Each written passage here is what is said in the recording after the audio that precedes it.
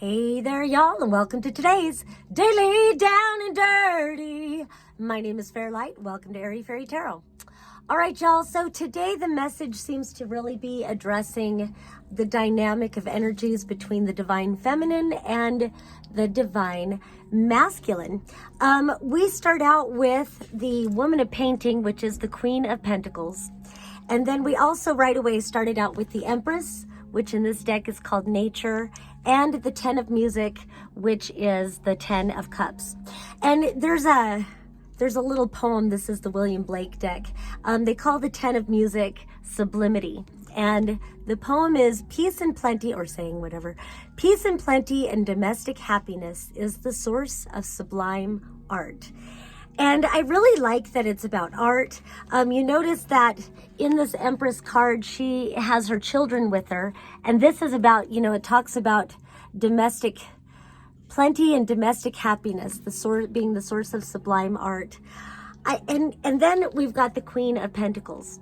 So this is about building a solid foundation for yourself. The Queen of Pentacles is about earth energy, it's abundance, it's planting seeds, it's understanding it's slow moving energy, but also very sustainable energy. And so it's worth investing in, nourishing, nurturing into being, allowing it to grow and flourish. So altogether, this message altogether, it just starts out very much about establishing a solid foundation for yourself, especially coming from the feminine perspective, and whatever that means to you, just a very motherly energy and valuing yourself, knowing that you deserve all the best. The Empress knows that she deserves all good things, and the Queen of Pentacles knows her value, and she knows she's worth investing in, and she only invests herself into that which is most meaningful for her.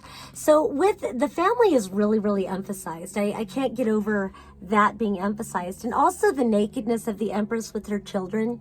It feels like living a very I want to say simple life. That's not really what I feel from the nakedness. More, it's about living a very authentic life.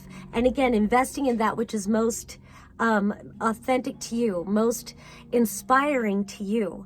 And that the creation, mentioned in this little saying here, sublime art and whatever, there's something about one on the more general, broader spectrum that we are creator being, and I love to talk about how quantum theory tells us that at the quantum level, the entire universe is one unified field. And again, to be dramatic, not just the solar system, not just the galaxy. The entire universe at the quantum level is one unified field. And so creation energy is all there is. That's all there is. We know there's consciousness to it because we are conscious. But in that, we are the creator. There is no authority. That's made up by violent, greedy men who want to hoard all the resources and control everything.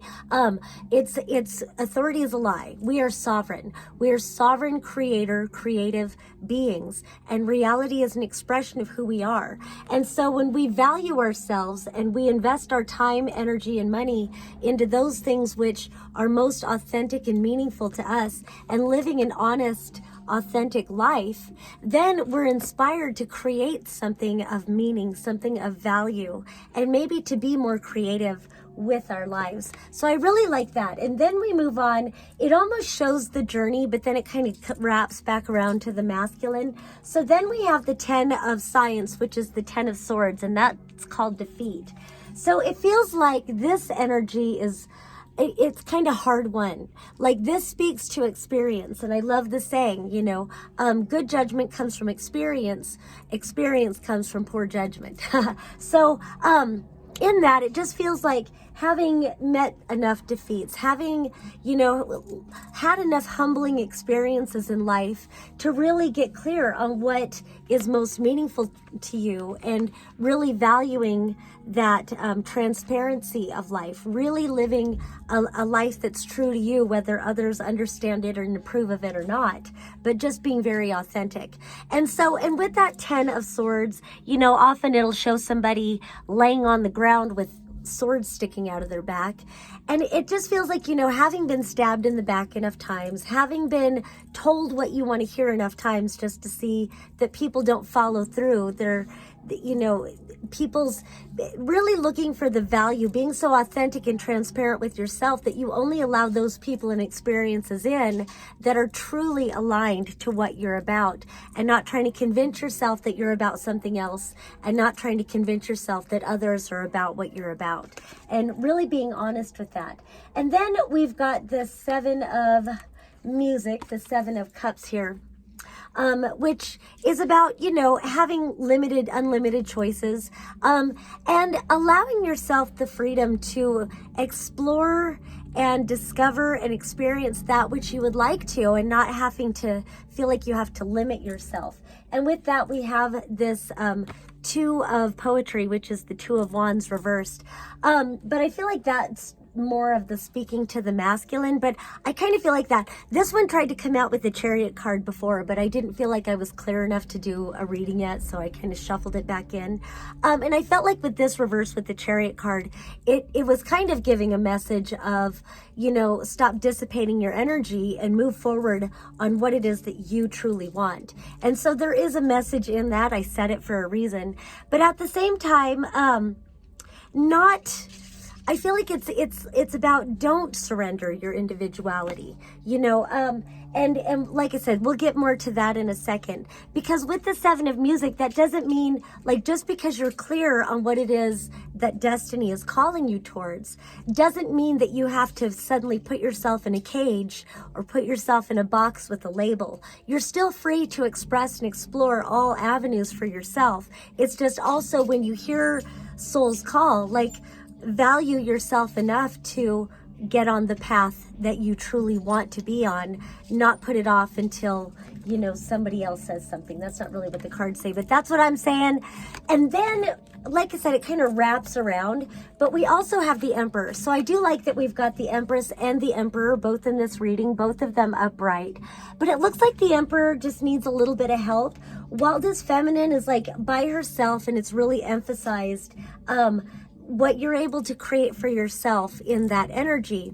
The masculine energy, and this can speak to both sides of you, because we do have all, you know, we have the full spectrum expressed through each of us. So this can speak to both sides of you, and where you can come into greater balance with yourself, as well as how you may come into greater balance with a partner, whatever energy you feel resonates more with you. So we've got the Emperor, and in this deck it's called Reason. And I looked, this is, well, no, actually it goes to another one. But there's kind of a point about this card that he's so busy measuring and labeling and all of these things that he's not looking around. He's kind of missing the point of being in the world. And I feel like because the Empress is nature in this deck, it's like, I think she's really got a grasp on living. You know, sometimes we're too much in our heads and not enough in our being, and really appreciating what we have to live for. Because then we've got the Six of Pentacles, and this is about you, literally he's pulling this guy out of the quicksand, and this is how the cards came out.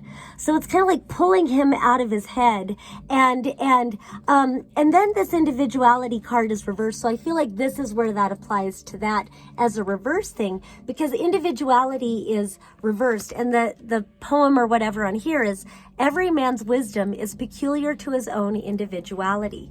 And then over here, we're talking about transparency, living an authentic life. And it kind of feels like the Emperor energy is needing to be pulled out of his head and out of his belief that he can't be authentic, that he has to fear and obey and, you know, work along with the system that's been established and not have any originality. I feel like there's a pulling away from that.